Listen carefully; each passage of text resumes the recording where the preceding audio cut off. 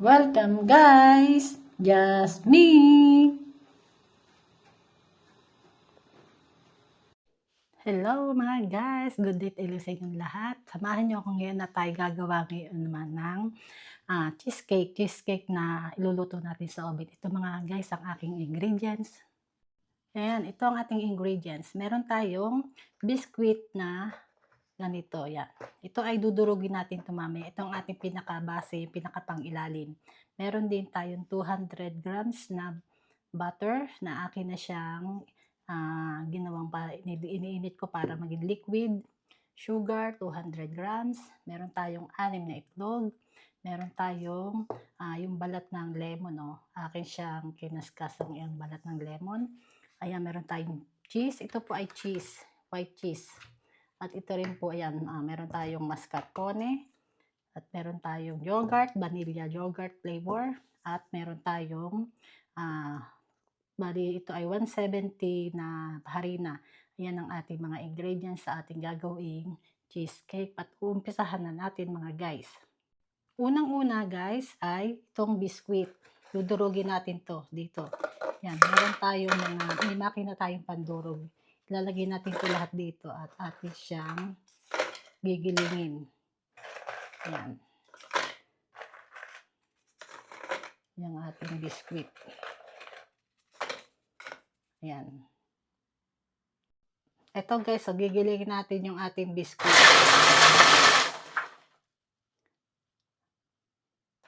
Dahan-dahan. Yan o, ito guys ang itsura niya o. Yan. Nagiling na natin. Lalagay natin niya sa isang lalagyan. Ito guys o, naisalin ko na ngayon yung pinaka-biscuit. Ngayon, yung butter, ilalagay natin dito. Yan, atin niya ngayon hahaluin. I-mix natin mabuti.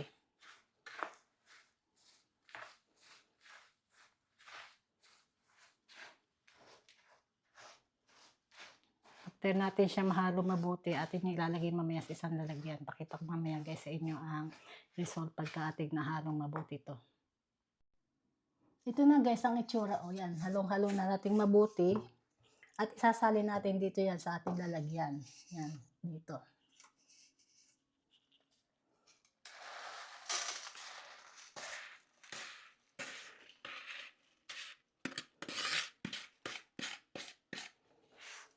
Ayan. At atin ngayong lalaparin to dito yan ating, dahil ito ang pinaka-base ng ating cheesecake. Yan. Atin niyang imamaya. I-rest muna natin to after natin iayos ito ng ganito.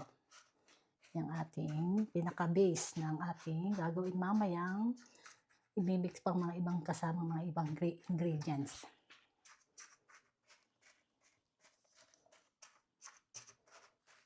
Yan, ganito lang yan guys, no?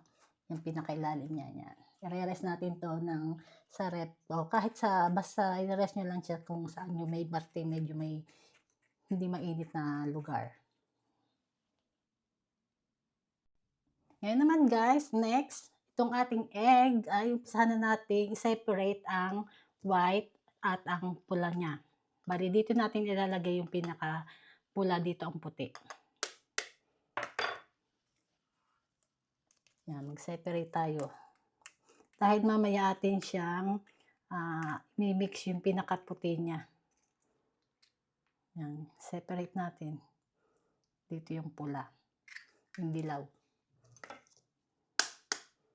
Bali, 6 po itong egg.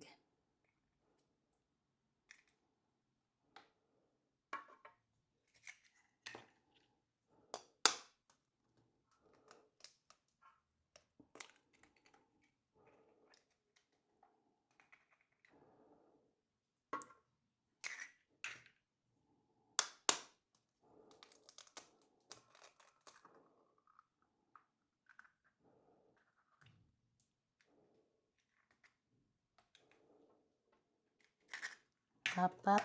Ayan, bali, may 2 pa. Yan, dahan-dahan lang kasi para hindi kumuha yung pinakadilaw niya, mabasag.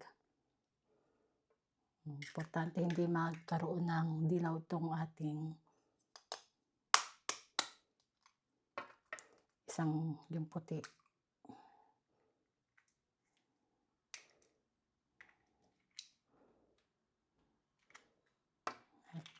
Yan, tapos na. Atin ngayon itong i-mix.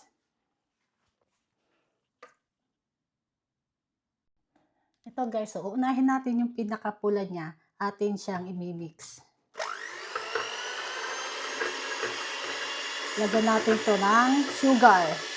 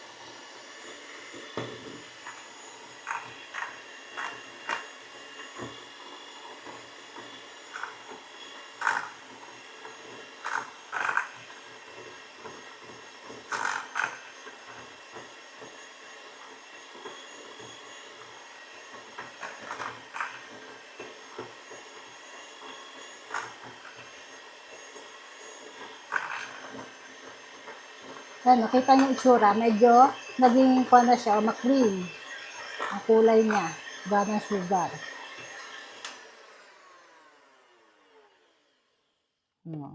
Ngayon, lalagay na rin natin yung iba pang mga ingredients. Yan, tulad ng mascarpone. Ilalagay natin lahat guys dito.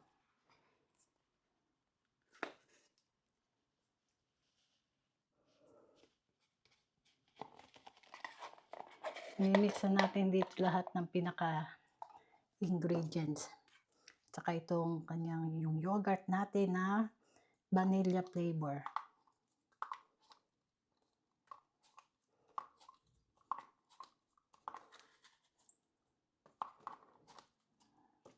Bali, dalawang nilagay ko.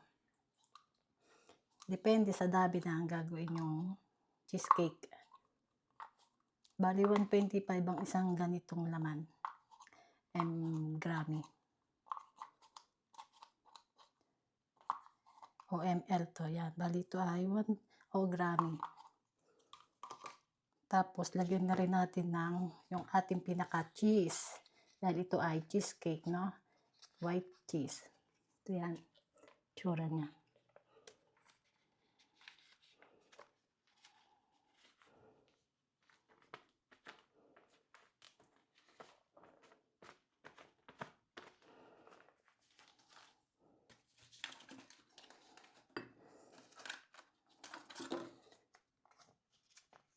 Bali, nilagay ko, bali ito ay 4 na ganito.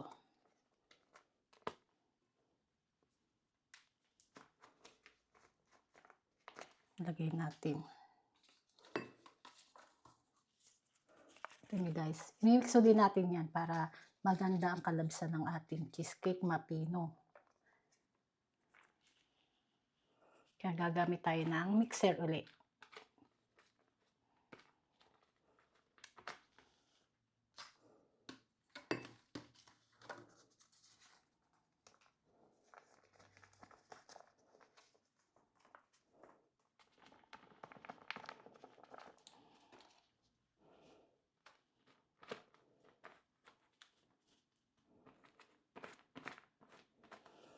Yan, tayo lang konting. Bali, ilalagay na rin natin itong aking lemon siya, yung balat ng lemon.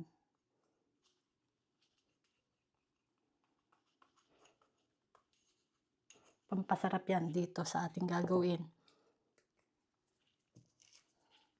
Yan, mimix natin to.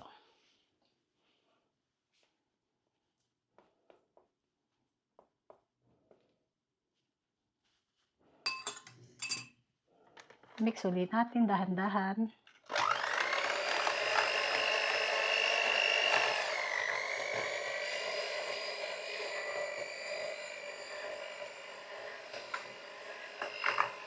Masarap po itong ganitong cheesecake na niluluto sa oven.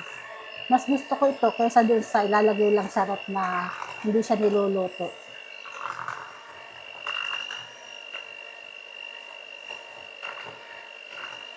Hindi siya nakakaumay kainin kapag kaluto ang cheese niya. Ayan. Maganda ang kanyang pagkakuan, no? Ma-cream.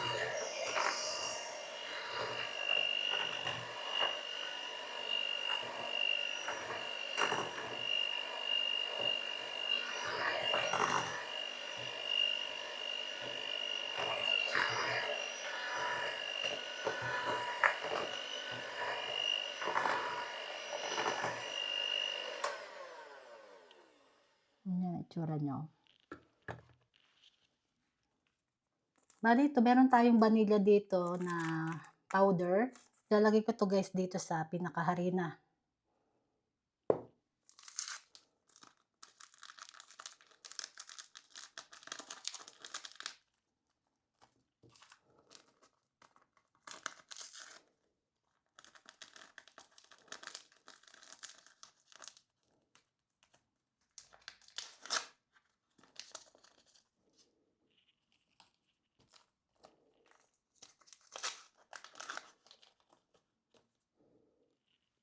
Ito, harina, isasama natin dito.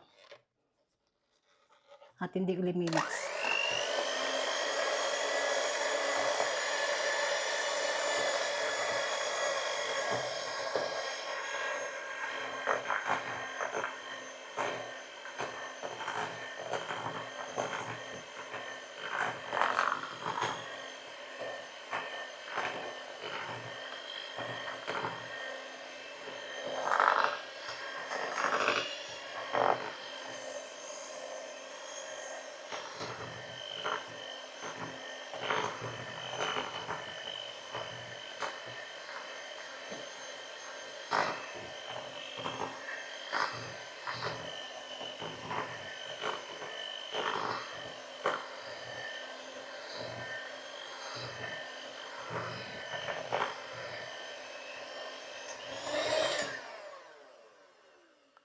Ayan, di ba? Ganda ng ating pagkakakuha ng ating mix nito.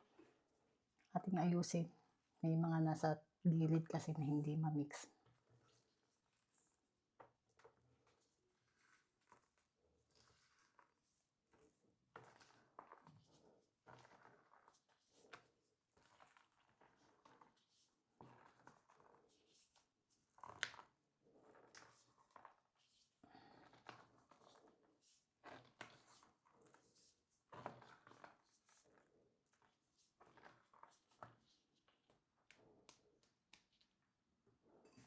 Mix pa ulit natin.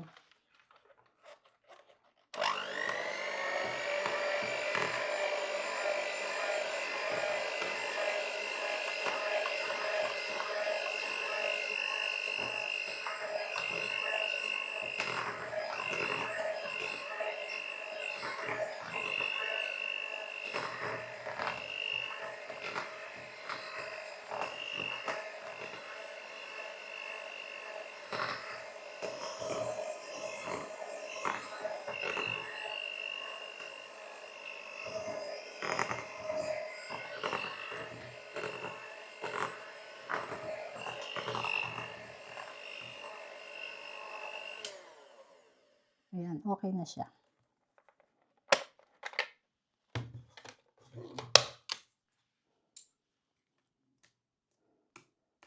Isa-set aside lang natin to guys at atin namang imimix yung pinaka puti ng itlog. Ito guys, oh, yung pinaka white egg, atin naman yung imimix.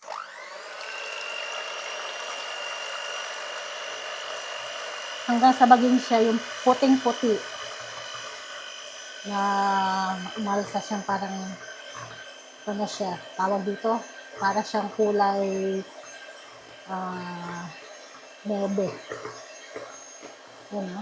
Atin siyang bukan mimix mabuting-mabuti para siya tayo nagagawa ng icing.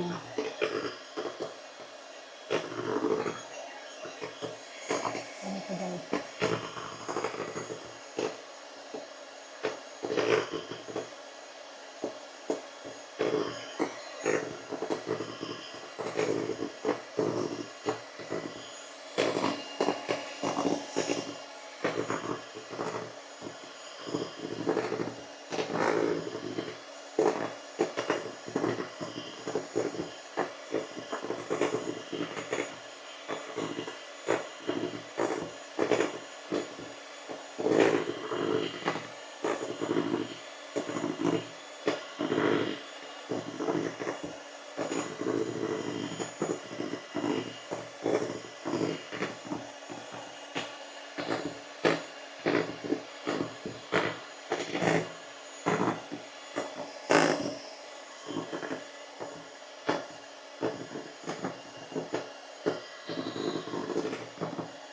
Ayan, nakita nyo na siya, para na siyang icing. Wala siyang sugar, as in yung white egg lang. Kasi sasama natin to sa ating isinet aside na ginawa kaninang cream.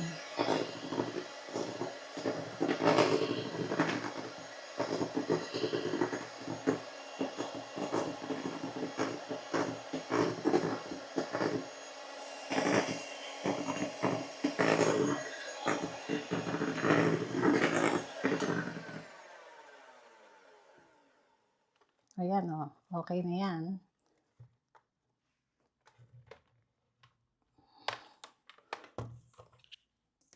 Kita nyo, okay na siya. Ito na guys, oh. Sasama na natin ngayon yung ginawa nating kaninang para siyang icing. Dadahan-dahanin natin i-mix. Para hindi bumagsak yung ating pinaka-cheesecake. Yan. I-mix natin mabuti.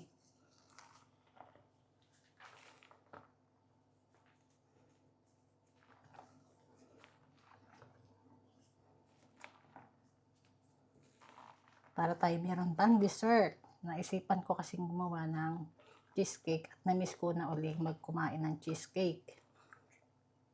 Kaysa bumili ako ng ready, nakakagawa naman tayo ng cheesecake. Kaya sabi ko, okay, gawa tayo, mas masarap pa. Yan, lagay ko ng lahat.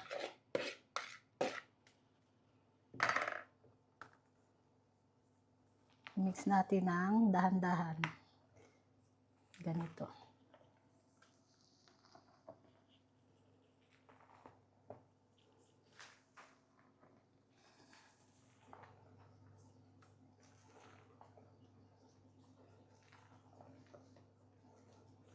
Hanggat tayo ay nagpapainit na rin ng oven.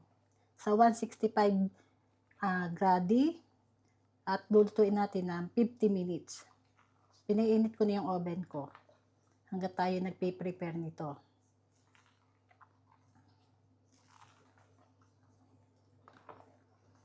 Ayan o, tsura niya, maganda diba? As in, dahan-dahan lang para hindi bumagsak yung pinaka-cheesecake natin. At haluin natin mabuti yung pinaka-white egg niya. Isama natin mabuti.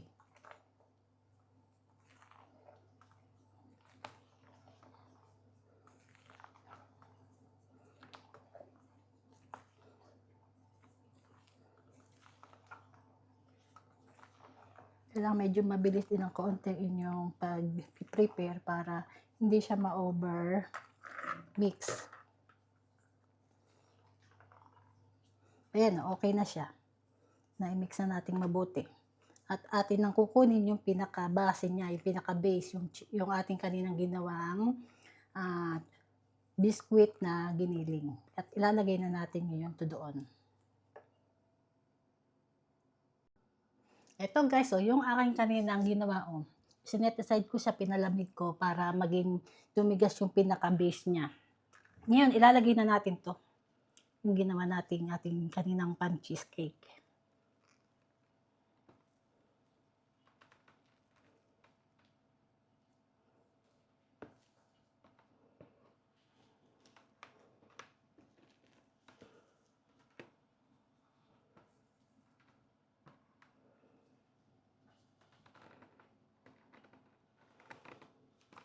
Hindi natin sayang naman kasi marami pang tira.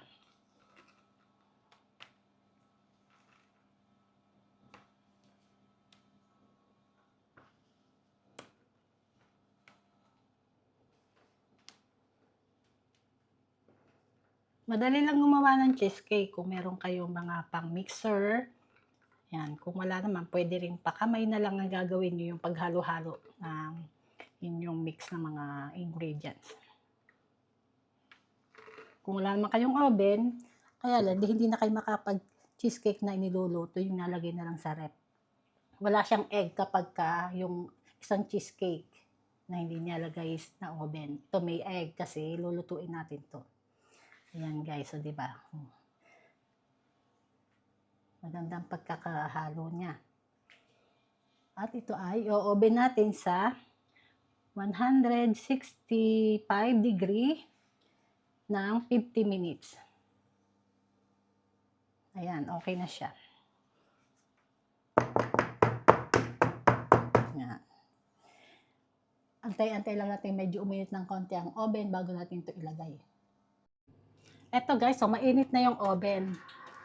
Lalagay ko na itong ating ginawang cheesecake. Like ko lang. Ayan. Yung oven natin yan ng 50 minutes. Wait lang tayo ng 50 minutes. Ayan, nasa loob na siya. Oh.